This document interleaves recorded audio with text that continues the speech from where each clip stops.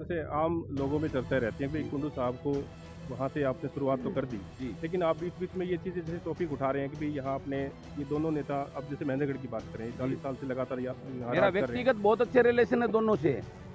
पंडित जी महाराज से भी, दादा से भी बहुत अच्छा से मैं राव दाम सिंह हूँ, लेकिन जब मैं लोगों के बीच में तो लोगों की बात करूंगा। मैं अपने व्यक्तिगत बात को, जो सच्चाई की बात हो सच्चाई की बात करूंगा। दोनों से मेरे बहुत ही अच्छे घनिष्ठ संबंध है, बहुत अच्छा लाड है व्यक्तिगत रूप से। जैसे आप बता रहे हो कि जैसे यहाँ से लोकल किसी गरीब का यहाँ पे विधायक एक बने बहुत हैं। पढ़ा लिखा, जो हाईली क्वालिफाइड, कोई बुद्धिजीवी कोई भी हो सकता है, पैसा पैसे से चुनाव लड़े जाएंगे। देखिए महम के विधायक बलराज कुंडू जी हमारे साथ मौजूद हैं और ये नांगल चौधरी से और चंडीगढ़ तक की अपनी जन जागृति जो यात्रा है इनको लेकर के निकले हैं।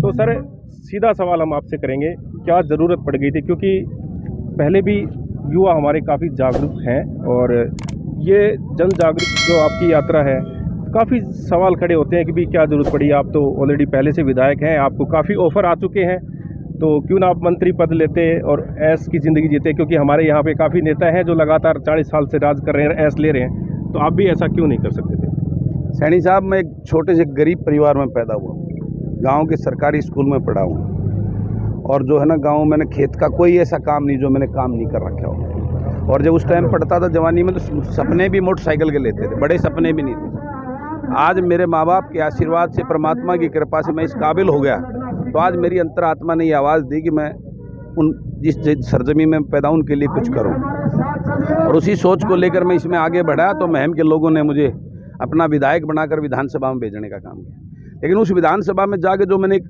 सच्चाई वहाँ देखने का काम किया, मेरे सामने जो चीज़ आई कि भाई कितनी बड़ी बड़ी बातें लोगों के सामने जनप्रतिनिधि करते हैं, और वहाँ किस टाइप से ये मुनि बाबा बन के अपने प्रदेश के एक भी, ना किसान की, ना गरीब की, ना युवा की, इनको कोई चिंता नहीं होती, सिवाय अपनी पार्टियों को और उनके नेताओं को खुश करने के लिए उनके यस मैन बनकर विधानसभा में बैठते हैं। आप आजकल तो लाइव आता है, सब देखते होंगे। मेरे को वो टीस हुई, कितना धोखा ये लोग जो है ना, आपने देखा हो, मैंने विधानसभा में भी ये कहा था, तुम सारे गधे घोड़े, तुम्हें शर्म आनी चीज़, इन लोगों ने वोट दी है, उनके लिए यहाँ बैठ के तुम एक शब्द बोलने की तुम्हारी हिम्मत नहीं है। तो उस टीस को लेकर मैं लोगों के बीच में निकला हूँ। आज जिस प्रकार की व्यवस्था युवा CET क्वालिफाई को लेकर, पुलिस की ज्वाइनिंग को लेकर, अनेकों नौकरियों की ज्वाइनिंग को लेकर जो सड़क पर बैठा हमारा युवा, उसके साथ में CET का बड़ी मुश्किल से 2 साल के बाद में एग्ज़ाम लिया था, और उसके में भी इतना बड़ा खिलवाड़ कर दिया कि मात्र 4%, 7 लाख 7.5 लाख बच्चों ने दिया, टेस्ट दिया, 3.5 को क्वालिफाई किया, और उसमें 4% मात्र 20 से 25 हज़ार बच्चे उसके अंदर बैठे, और वो कौन होगा उसका भी किसी को भरोसा नहीं है। इनकी सच्चाई आ चुकी है, इनकी जिस प्रकार ब्रीफ केस, इनके बिकाऊ सब बोलियाँ लेने का वो बिल्कुल उजागर हो चुका है, लेकिन इनको शर्म नहीं है बिल्कुल। आज कर्मचारी OPS को लेकर सड़कों पर बैठा है, उनका अपना पैसा है, सरकार किस प्रकार की धक्काशाही करके जो उनके साथ ये कर रही है। आज जो प्रदेश का खिलाड़ी का क्या हाल है वो आपके सामने है। प्रदेश के 2 साल के बाद तो सरपंच के चुनाव कराए थे, सरकार को सरपंच के चुनाव कराने की क्या जरूरत थी कि उनको पावर नहीं देनी थी। आज पूरे प्रदेश के सरपंच सड़कों में बैठे हैं।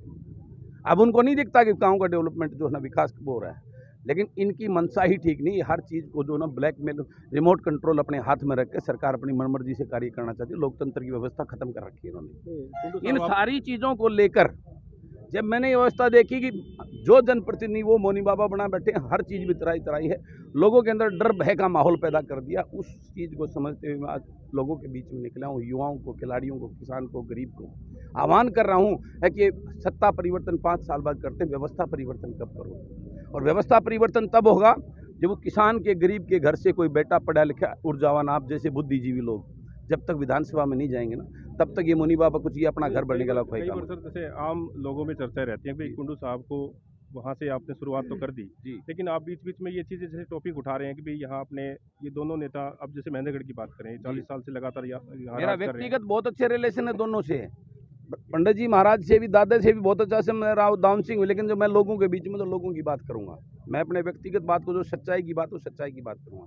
दोनों से मेरे बहुत ही अच्छे घनिष्ठ संबंध है, बहुत अच्छा लाड है व्यक्तिगत रूप से। जैसे आप बता रहे हो कि जैसे यहाँ से लोकल किसी गरीब का यहाँ पे विधायक एक बने बहुत हैं, पढ़ा लिखा, जो हाईली क्वालिफाइड, कोई बुद्धिजीवी कोई भी हो सकता है, पैसे से ही चुनाव लड़े जाएंगे।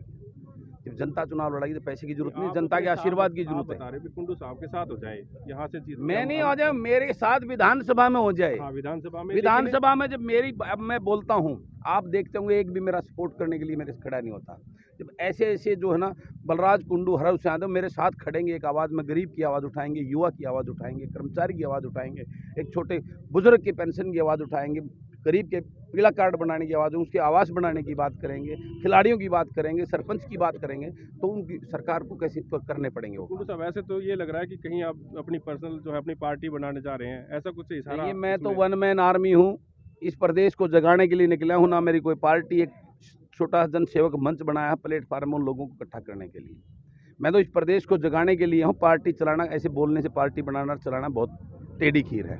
पार्टी बनाना आसान काम नहीं, बनाना आसान है, उसको चलाना बहुत मुश्किल है। तो मैं तो प्रदेश में पार्टी ना बना के आप लोगों का मैं तो लोगों को जागृत करके, युवाओं को इकट्ठा करके प्लेटफार्म के लिए जागृत करने के लिए निकला हूँ। आके फैसला जनता को करना है। अगर वो इस बात से जागरूक होते हैं तो उनको निर्णय लेकर के इस टाइप से वो सोच लेंगे, तो निश्चित रूप से मैं दावा करता हूँ प्रदेश के अंदर यह एक तरफा माहौल जो है, जिस प्रकार ये मनमर्जी करके अपनी तानाशाही चलाते हैं, वो चीज़ें बंद हो जाएंगी। Thank you sir. Thank you, धन्यवाद। देखिए, आज महम के विधायक बलराज कुंडू जी हमारे साथ यहाँ पर मौजूद थे और इनकी जो यात्रा है पीछे दिखाइए, काफ़ी संख्या में यहाँ पर लोग इनके साथ मौजूद हैं और लगातार इनकी जो जन जागृति जो यात्रा है लगातार बढ़ती चली जा रही है। यहाँ जाटवास मोड़ महेंद्रगढ़ में यहाँ पर मौजूद हैं हम। देखिए, जो बलराज कुंडू की यात्रा में जो रविंदर जी हैं, ये सोनीपत से हैं, रविंदर मलिक जी। तो सर, जैसे ये जन जागृति यात्रा है, ये काफ़ी ज़ोर शोर से आपने उठा रखी है। पूरे जितने भी आपके साइड के जो लोग हैं वो भी साथ हैं और महेंद्रगढ़ के इलाके के लोग भी आज यहाँ पर इनको समर्थन दिया है, साथ दिखाई दिए हैं। क्या कहना चाहेंगे इनके बारे में? ये यात्रा जो है एक दर्द है जनता का। बलराज भाई मैम से विधायक है, इकलौता विधायक है जो विधानसभा में आपने देखा होगा बेरोजगारी के मुद्दे पे मुद्दा उठाता है, महिला शोषण जो हमारी खिलाड़ियों का उस पर बोलता है, किसानों के मामले में ये सबसे आगे रहता है। तो हम लोग इसलिए साथ दे रहे हैं कि भाई आज जो एक विपक्ष में एक ना बोलने की एक गूंगापन है, एक विधायक है जो बोल रहा है और पूरे हरियाणा को आह्वान कर रहा है कि भाई बेरोजगार मेरे साथ आइए, हम आपके लिए लड़ाई लड़ेंगे, सरकार से बोलेंगे भाई बेरोजगारी पे कुछ काम करे, महिलाओं का जो हमारी खिलाड़ियों का शोषण हुआ है, वो सिस्टम की कमी है, उसको ठीक किया जाए। इस तरह का हमारे जो सिरमौर है हमारा खिलाड़ी, उनके साथ ऐसा नहीं होना चाहिए। आम जो महिलाएं उनके साथ क्या होता होगा वो हम सोच भी नहीं सकते। दूसरी बात क्या है, महंगाई आज चरम पे है। पहले जो हमारा गरीब आदमी था 200-250 रुपये बिल आता था, अब 10-10, 12-12 रुपये यूनिट का बिल आता है। एक एक गरीब के घर में एक बल्ब जलता है, उसके घर में 1500 रुपये बिल आ जाता है और आप गुणगान गाते हो, 200 रुपये का अनाज दे के आप गरीब को बहकाते हो। ये जुल्म है। जो भी बोलता है, युवा बोले उसको पीटती है सरकार, किसान बोले उसको पीटती है, मजदूर बोले उसको पीटती है। तो ये बहुत सारे मुद्दे हैं जिन सब को उठा के हम ये यात्रा कर रहे हैं। नांगल चौधरी से चलिए चंडीगढ़ तक जाएगी। हमारा आह्वान है महेंद्रगढ़ के युवाओं को, आप साथ आइए, अब खुद लड़ना पड़ेगा। आपके जो नुमाइंदे हैं आपके लिए विधानसभा में नहीं बोलते, क्यों नहीं बोलते?